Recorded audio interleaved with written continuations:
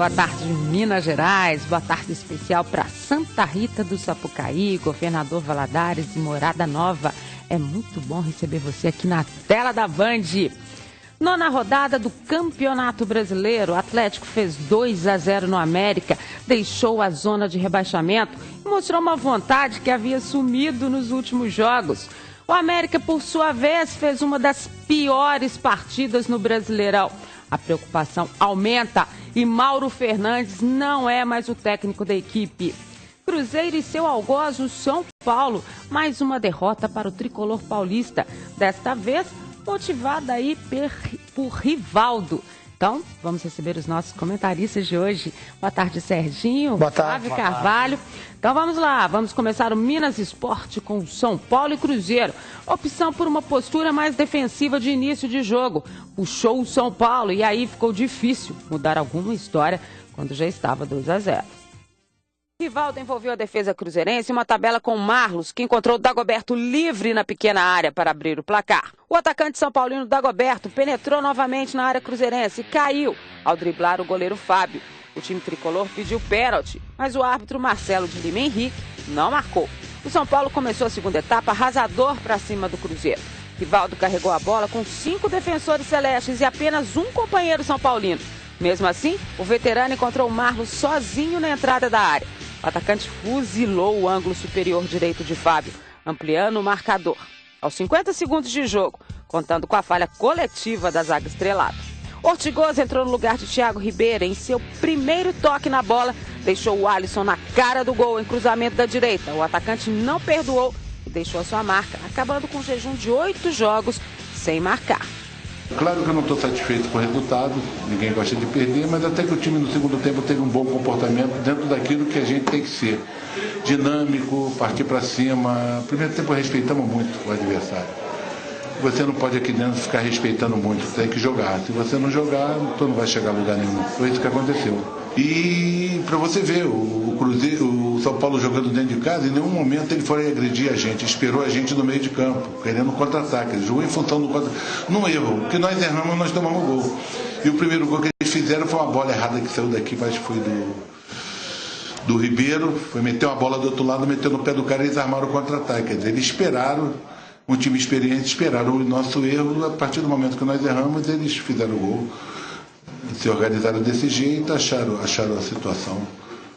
Foi isso. Nós respeitamos muito o adversário, principalmente no segundo tempo.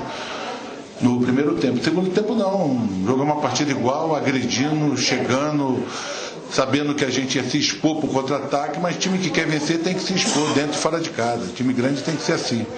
Quem trabalha em time grande. E o São Paulo, pelo momento que ele estava passando, ele não se expôs em nenhum momento. Ele esperou para fazer o gol, ficou à vontade, nem tanto o primeiro gol. Acho que a coisa que deu mais tranquilidade foi o segundo gol, que não deu nem tempo de começar o segundo tempo, tu já sai com 2-0. Brasileiro é assim, tudo pode facilitar.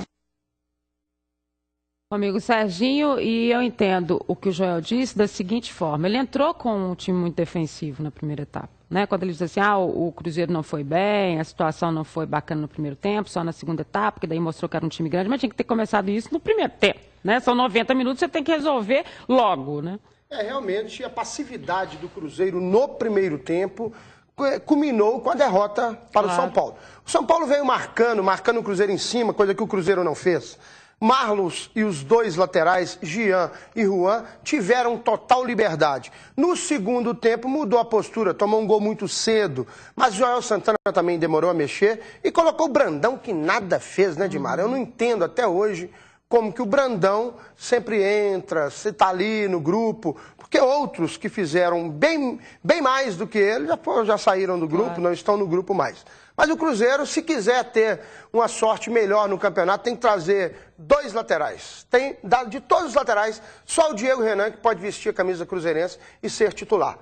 O Vitor continua sendo assustador. Agora, o que a gente viu na primeira etapa, e aí vai contra o trabalho do próprio Joel Santana, que é, por característica, montar bem a sua defesa, o Cruzeiro teve erros de marcação terríveis, né? Os volantes e os zagueiros não sabiam o que estava pegando.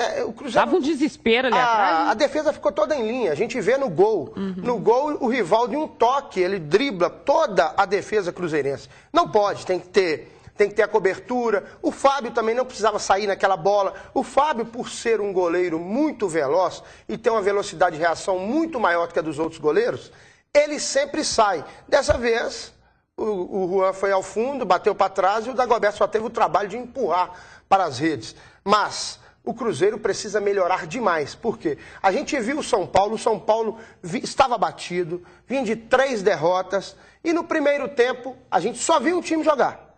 Só o São Paulo jogou. O Cruzeiro não jogou nada no primeiro tempo. Mas no segundo tempo melhorou. O Joel Santana também demorou a mexer, errou em alguns pontos, e também é muito... que não ia criticar, porque também não elogiei na hora que fez as 3 partidas e ganhou as 3 primeiras partidas. Então a gente tem que esperar um pouco, mas a gente tem que saber também que a diretoria precisa dar o respaldo para o treinador. Não é só um zagueiro que vai melhorar o sistema defensivo do Cruzeiro, nem o Vitorino chegando da seleção uruguaia. E sim, o que vai melhorar é a postura que o Cruzeiro tem que ter dentro de campo. E uma coisa que eu não vou entender nunca, né? Por mais que me explique, é o seguinte: por que você tem que esperar fazer 2 gols para se tornar uma equipe ofensiva? Isso eu não vou entender nada nunca. Atlético e América entraram em campo pressionados, mas um deles mostrou mais determinação e competência para afastar a crise, o Galo, que durante a semana sofreu fortes cobranças dos torcedores. Atlético e América entraram em campo pressionados. O Galo, que durante a semana sofreu fortes cobranças dos torcedores. 6 jogos sem vitórias. Mostrou em campo uma vontade que há muito não se via. O América, 7 jogos, também não sabia o que era vencer. A pressão por reação parece ter afetado mais o Atlético. O time ligado buscou o ataque durante toda a primeira etapa. O meio-campo mostrou-se bem mais produtivo. Com menos de 10 minutos, o Galo desperdiçou 2 grandes chances para abrir o placar. Magno Alves cruzou, Daniel Carvalho chutou e o goleiro Flávio defendeu. Na sobra, Patrick mandou na trave. Magno Alves, livre, foi lançado, chutou rasteiro e Flávio voltou a salvar o América. Já o Coelho aceitou o jogo do Galo. Muito recuado, não conseguiu segurar a bola no ataque, isso quando ela chegava. Na maioria das vezes, o time de Mauro Fernandes parou na marcação atleticana. E aí aquela história, né? Jonatas Obina recebeu na área, bateu forte e Flávio não conseguiu cortar. 1-0. O América só apareceu num chute de Alessandro. Ao final do primeiro tempo, antes de descerem para o vestiário, os jogadores do Galo se reuniram no gramado e deixaram o campo sem dar entrevistas. Segundo tempo, Fábio Júnior roubou a bola e bateu para a boa defesa de Giovani. No contra-ataque, o Galo também criou chances e foi mais competente. Jonatas Obina rolou para Neto Berola, que tinha acabado de entrar na partida, e na velocidade mandou para as redes 2-0. Neto Berola ainda desperdiçou outro lance aos 28 minutos. Novamente recebeu na área, mas chutou em cima de Flávio.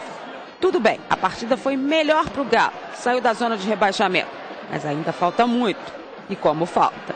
Eu confio naquilo que nós estamos fazendo, por isso que eu mantenho a tranquilidade.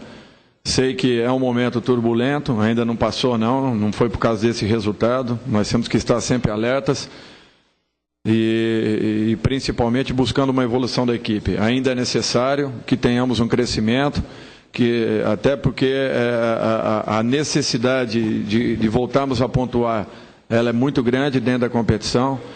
E o Atlético tem que se preparar um pouco mais para que busquemos o quanto antes aí uma regularidade um pouco maior, uma regularidade que nos dê não só um bom futebol, mas acima de tudo também bons resultados.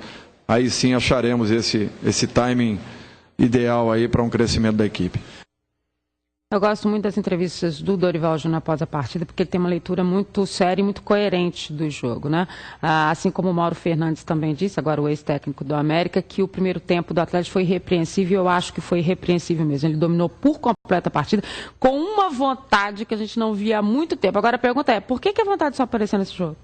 Odimara, uma coisa importante, o América foi abaixo da crítica.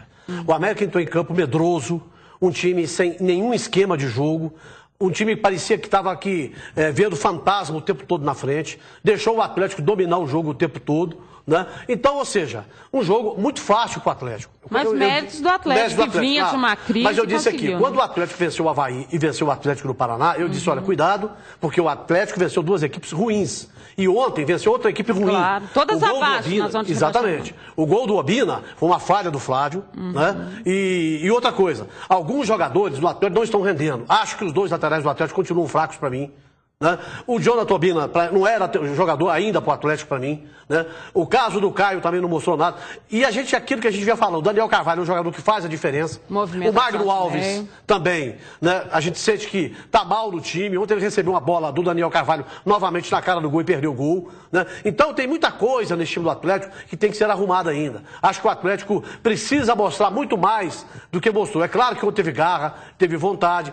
O que aconteceu durante a semana depois da derrota com o Ceará parece que mexeu com o brilho dos jogadores, mas não basta só ter vontade. Porque quando você pegar um time de maior categoria e o Atlético não tendo jogadores à altura da tradição do Atlético, o Atlético vai ter problemas no Campeonato Brasileiro. E aonde que o Atlético quer chegar no Brasileiro? Sair da zona do rebaixamento? Brigar por uma vaga na Sul-Americana? Ou brigar pelo título, ou brigar por uma vaga na Libertadores? Do jeito que está aí, dificilmente o Atlético briga por uma vaga na Libertadores. Aliás, uma preocupação geral com o futebol mineiro, né? Os dois parece que vão ficar disputando ali no meiozinho, porque o Cruzeiro também caiu, está 1 ponto do Atlético, quer dizer, qual que é a situação efetiva? O líder já abriu 11 pontos do pessoal, então, quer dizer, você fica falando assim, olha, ainda tem muita coisa, pontos corridos, não dá muito tempo para essa recuperação, não. Então, é abrir os olhos mesmo. Eu só queria entrar rapidinho na questão da saída do Mauro Fernandes. A gente havia dito aqui na semana passada que o Conselho da América teria que ficar esperto, né, e ter mais inteligência nessa situação que envolvia o Mauro Fernandes, que a gente já sabia que ele poderia ter caído contra o Palmeiras, né? E aí não aconteceu, diante do empate, ontem a gente sabia que era inevitável caso viesse a derrota. Só que é muito difícil você demitir um treinador ou entrar num acordo, como foi o que o América passou, sendo que esse treinador, no trabalho dele, não recebeu muitos recursos, né, Flávio? Exatamente. Uma coisa é você cobrar de Dorival Júnior, né, de Joel Santana, de Cuca, que tem um time, tem uma situação. Agora, o que o Mauro tinha para mudar essa história do América? Pois é, e outra coisa também, Dimara, uma coisa está latente no time do América. O Fábio Júnior não pode jogar junto com o Alessandro, certo? Os dois têm a mesma característica. Não sei se você se lembra no jogado do jogo do Palmeiras, que os dois trombaram dentro da área. Foi. Depois da entrada do Kempis, é que o América fez o gol e que o América... Por quê? Porque o Kempis tem uma característica de cair mais, de abrir pelas pontas e deu mais liberdade para o Alessandro. E ele não fez isso ontem. Certo? Ele demorou a fazer isso. Ele foi colocar o Kempis, acho que 25 ou 30 minutos, quando já estava 2-0. Ou seja, não ia mudar nada. As mudanças que o Mauro fez no time ontem, as mudanças não resultaram em nada. Por quê? Porque o Atlético já estava ganhando o jogo, o América estava batido em campo, a situação estava complicada, até que o Giovani fez algumas defesas. Mas nada que justificasse aquele mau futebol do América no primeiro tempo e no início do segundo tempo. Daqui a pouco a gente vai falar mais do América, dessa questão da saída do Mauro Fernandes. E agora preste atenção neste recado do Minas Esporte. Olha só que super empreendimento, você vai adorar. Represa Ville. Você vai conhecer agora mais um grande empreendimento do Grupo Vitória da União, o condomínio Represa Ville. Lotes a partir de 1.000 metros quadrados, com acesso rápido pela linha verde. Esse condomínio vai encantar você. Olha só, portaria 24 horas, campo de futebol, quadra de areia, uma linda lagoa com pedalinho e deck, ótimo para caminhadas e Scott Bar. Todo asfaltado com infraestrutura completa e contato com uma exuberante natureza. Ah, e vários moradores já residindo no condomínio. Esse paraíso já está pronto. E o melhor, hein? O Grupo Vitória da União tem financiamento próprio e facilita a realização do seu sonho. Tá esperando o quê? Ligue agora para 0800 283 1131 e agende já a sua visita e descubra o lado bom da vida. Eu já fui lá conhecer. Vai lá que eu tenho certeza que você vai adorar. Bom, e no próximo bloco, os nossos comentaristas vão analisar os principais lances, São Paulo e Cruzeiro, Atlético e América. Não sai daí, olho no Minas Esporte. Olho na Band.